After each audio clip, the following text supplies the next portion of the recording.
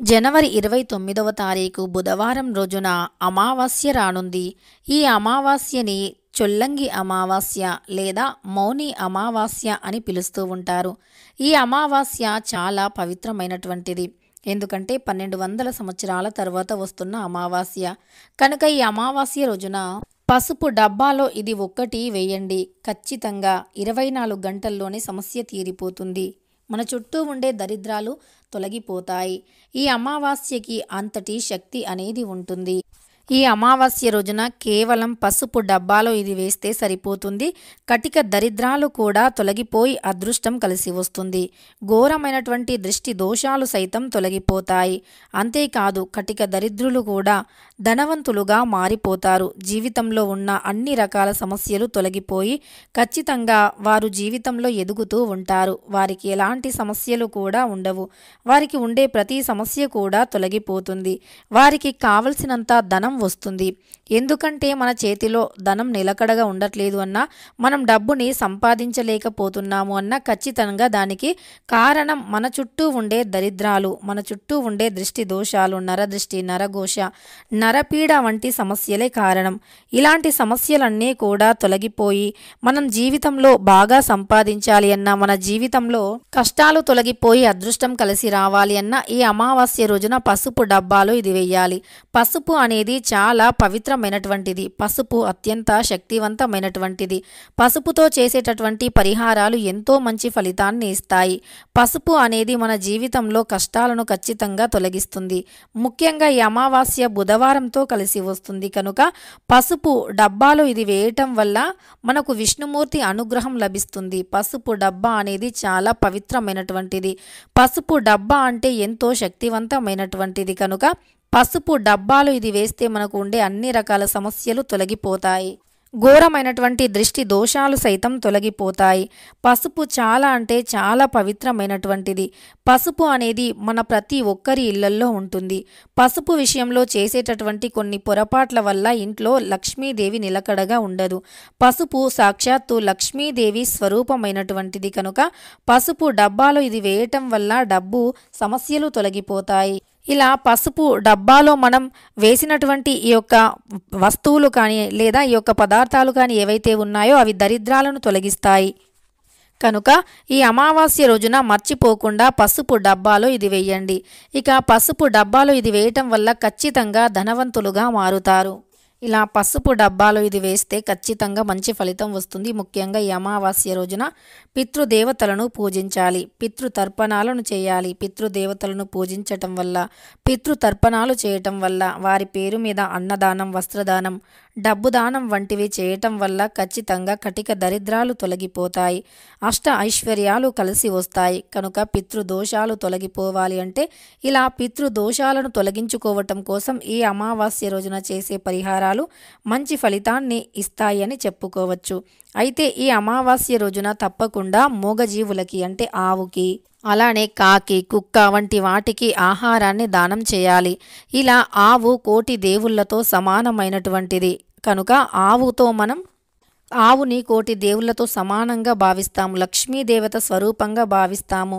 కనుక ఆవుకి మనం ఏదైనా ఆహారాన్ని, ఏదైనా సరే కూరగాయలు, పళ్ళు ఇలాంటివి ఏవైనా సరే మనం ఆవుకి పెట్టడం వల్ల ఖచ్చితంగా మన సమస్యలు తొలగిపోతాయి. మనకు అదృష్టం కలిసి వస్తుంది. ఆర్థిక సమస్యలు అన్నీ కూడా తొలగిపోయి అదృష్టం అనేది కలిసి వచ్చి ఘోరమైనటువంటి దృష్టి దోషం తొలగిపోతుంది. ఉద్యోగంలో ఉండే సమస్యలు అయినా, ఇక ఎలాంటి సమస్యలు అయినా, రకరకాల దరిద్ర బాధలు అయినా సరే తొలగిపోతాయి. మనకు ఎప్పుడూ కూడా ధనానికి అసలు లోటు అనేది లేకుండా ఉంటుంది. ధనానికి, ధాన్యానికి ఎలాంటి లోటు లేకుండా ఉంటుంది. ధనధాన్యాలకి లోటు లేకుండా ఖచ్చితంగా ఆర్థిక కష్టాలు అనేవి తొలగిపోతాయి. ఇక పసుపు అనేది మన చుట్టూ ఉండే దరిద్రాన్ని తొలగిస్తూ ఉంటుంది. అంతేకాదు పసుపు అత్యంత శక్తివంతమైనటువంటిది. మన చుట్టూ ఉండేటటువంటి దరిద్ర బాధలను సైతం తొలగించగల శక్తి ఉంటుంది పసుపుకి. గ్రహ దోషాలను, అలానే వివాహంలో ఉండేటటువంటి ఏదైనా ఆటంకాలు కావచ్చు, వివాహాది శుభకార్యంలో ఉండే ఆటంకాలు, దరిద్రాలను కూడా తొలగించే శక్తి పసుపుకి ఉంటుంది. కనుక ఈ పసుపు డబ్బాలో అమావాస్య రోజున ఇది వేయటం వల్ల కష్టాలు పూర్తిగా తొలగిపోతాయి. లక్ష్మీదేవి అనుగ్రహం లభిస్తుంది. మన చుట్టూ ఉండే ప్రతి సమస్య, దృష్టి దోషం అన్నీ కూడా తొలగిపోయి అదృష్టం ఖచ్చితంగా కలిసి వస్తుంది. ఆర్థిక సమస్యలు ఖచ్చితంగా తొలగిపోతాయి. ఇక కుటుంబంలో ఉండే సమస్యలు కూడా తొలగిపోతాయి. చాలామందికి వ్యాపారంలో నష్టం రావటం, వ్యాపారంలో డబ్బు నిలవకపోవటం, అంటే వ్యాపారంలో మనం అనుకున్న స్థాయిలో డబ్బు రాకపోవటం, అలానే ఉద్యోగం రాకపోవటం, ఉద్యోగంలో సమస్యలు, ఇలా చాలా సమస్యలు వెంటాడుతూ ఉంటాయి. అలాంటి ప్రతి సమస్యను కూడా తొలగించుకోవటానికి ఈ అమావాస్య రోజున పసుపు డబ్బాలో ఇది వేస్తే మంచి ఫలితం ఉంటుంది. ఎలాంటి సమస్యలు అయినా సరే తొలగిపోతాయి. ఇక మన జాతకంలో ఉండేటటువంటి ఎలాంటి సమస్యలు అయినా సరే తొలగిపోయి అదృష్టం అనేది కలిసి వస్తుంది. ఇలా ఖచ్చితంగా సమస్యలను తొలగించుకోవాలి అంటే ఈరోజు పవిత్రమైనటువంటిది. ఈ అమావాస్య రోజున ఏ పరిహారం చేసినా మంచి ఫలితం వస్తుంది. నదీ స్నానం చేయటం కానీ, మూగజీవులకి ఆహారాన్ని పెట్టడం కానీ, పేదలకి అన్నదానం చేయటం కానీ, వస్త్రదానం చేయటం కానీ, డబ్బు దానం చేయటం కానీ, అలానే అమావాస్య రోజున ఉదయం నిద్రలేచి ఇల్లు వాకిలి శుభ్రం చేసి ఇంట్లో ధూపం వేస్తే మనపై జరిగినటువంటి చెడు ప్రయోగాలు కూడా తొలగిపోతాయి. అదేవిధంగా మన చుట్టూ ఉండే నెగిటివ్ శక్తులు కూడా తొలగిపోతాయి. దుష్టశక్తుల ప్రభావం తొలగిపోతుంది. కటిక దరిద్రాలు తొలగిపోతాయి. డబ్బుని రాకుండా ఆపేటటువంటి చెడు శక్తులు కూడా తొలగిపోతాయి. అంతేకాదు ప్రతి సమస్యకి కూడా ఒక పరిష్కారం అనేది లభిస్తుంది. ప్రతి ఒక్క సమస్య కూడా తొలగిపోతుంది. కనుక ఈ అమావాస్య రోజున మర్చిపోకుండా ఇలాంటి పరిహారాలు చేస్తే మంచి ఫలితం వస్తుంది. ఇక పసుపు అనేది చాలా అంటే చాలా పవిత్రమైనటువంటిది.